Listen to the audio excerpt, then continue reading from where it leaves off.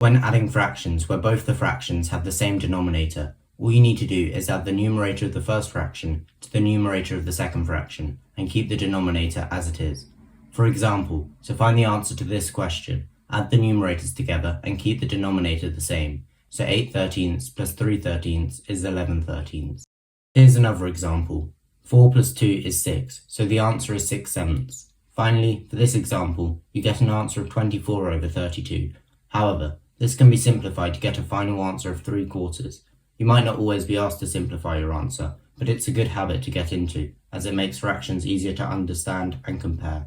When subtracting fractions where both the fractions have the same denominator, the process is exactly the same, but this time you are subtracting one numerator from the other instead of adding them. For example, 11/15 minus 2/15 is equal to 9/15, which can be simplified to make 3/5. 17/25 minus 6/25 equals 11/25, which can't be simplified. Finally, 7/9 minus 4/9 is equal to 3/9, which can be simplified to make 1/3.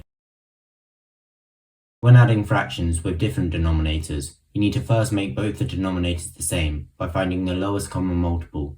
For example, to find the sum of 3/5 and 2/3, start by finding the lowest common multiple of the two denominators 5 and 3. The lowest common denominator of 5 and 3 is 15. Next, you have to convert both the fractions so that they share this common denominator. To convert 3/5 into a fraction with a denominator of 15, multiply the top and bottom of the fraction by 3 to get 9/15, and to convert 2/3 into a fraction with a common denominator of 15, multiply the numerator and denominator of the fraction by 5 to get 10/15. When you convert a fraction, you need to multiply both the top and bottom of the fraction by the same number to keep the value of the fraction the same. This works because when you do this, you're essentially just multiplying by 1, so although the fraction looks different, the value hasn't changed. Now that the denominators are the same, the final step is to add the numerator of the first fraction to the numerator of the second fraction, just like we did before. 9 plus 10 equals 19, so the answer is 19/15. If you want, you can convert this into a mixed number to get a final answer of 1 and 4/15. So 3/5 plus 2/3 equals 1 and 4/15.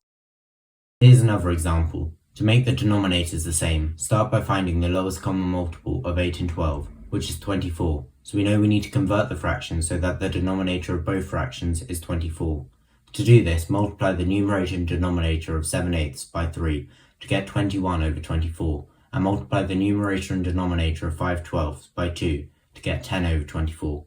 Now we can add the fractions together.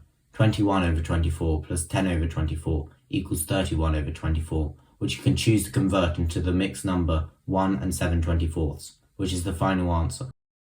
Here's the final example. The lowest common multiple of 3 and 6 is 6, so multiply the numerator and denominator of 1/3 by 2 to get 2/6. Because 1/6 already has a denominator of 6, you can leave that as it is.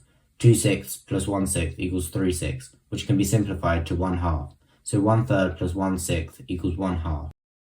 When subtracting fractions with different denominators, you do the same thing, but instead you subtract the two fractions instead of adding them. For example, when subtracting 1/4 from 5/6, start by finding the lowest common multiple of 6 and 4, which is 12.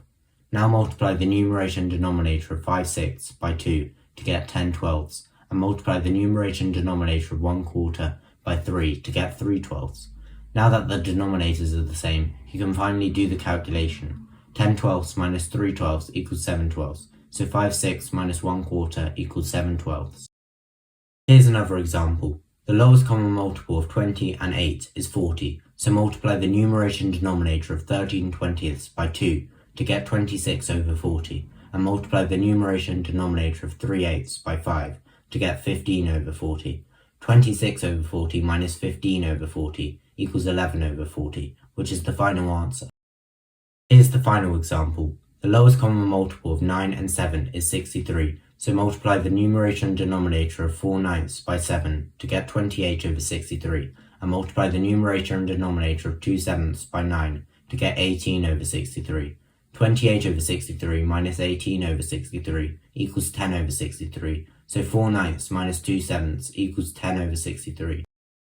If you have any questions, just write them down in the comment section, and I'll try to answer them as quickly as possible. If you're still struggling, just remember, that when adding and subtracting fractions, the most important thing is to make the denominators the same. Then the fractions become a lot easier to deal with. Thanks for watching, and I'll see you next time.